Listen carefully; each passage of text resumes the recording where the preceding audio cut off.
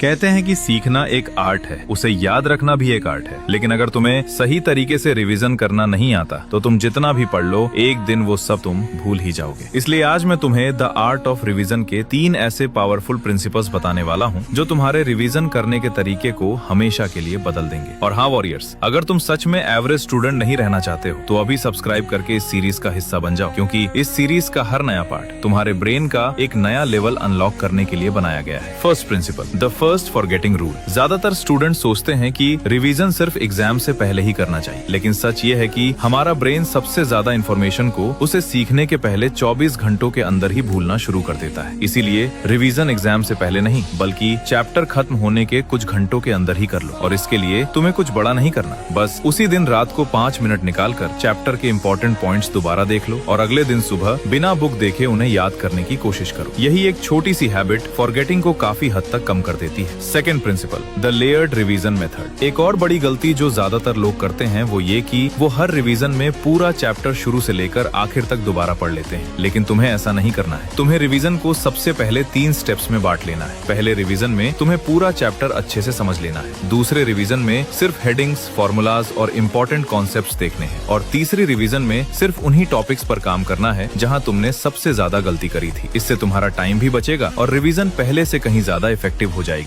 Third principal, the 1 page compression rule. अगर तुम किसी चैप्टर को पढ़ने के बाद उसे 1 पेज में समराइज नहीं कर पा रहे तो इसका मतलब है कि वो चैप्टर अभी तक तुम्हारे ब्रेन में प्रॉपर्ली ऑर्गेनाइज नहीं हुआ। इसलिए हर चैप्टर खत्म होने के बाद एक ब्लैंक पेज लो और पूरे चैप्टर को सिर्फ 1 पेज में लिखने की कोशिश करो। अगर ऐसा नहीं कर पा रहे तो दोबारा चैप्टर मत पढ़ो, बस उसे अच्छे से समझने की कोशिश करो, क्योंकि नॉलेज का असली प्रूफ ज्यादा पेजेस नहीं बल्कि कम वर्ड्स में भी पूरी इन्फॉर्मेशन को एक्सप्लेन कर देना, यही असली नॉलेज होती है। और याद रखना, लर्निंग तुम्हें नॉलेज देती है, मेमोराइजेशन उस नॉलेज को याद करने में हेल्प करती है, लेकिन रिवीजन उसी नॉलेज को तुम्हारी लॉन्ग टर्म मेमोरी का हिस्सा बना देती है। और अब मुझे कमेंट्स में बताओ, इन 3 प्रिंसिपल्स में से सबसे पहले तुम कौन सा प्रिंसिपल अपनी स्टडी रूटीन में अप्लाई करने वाले हो।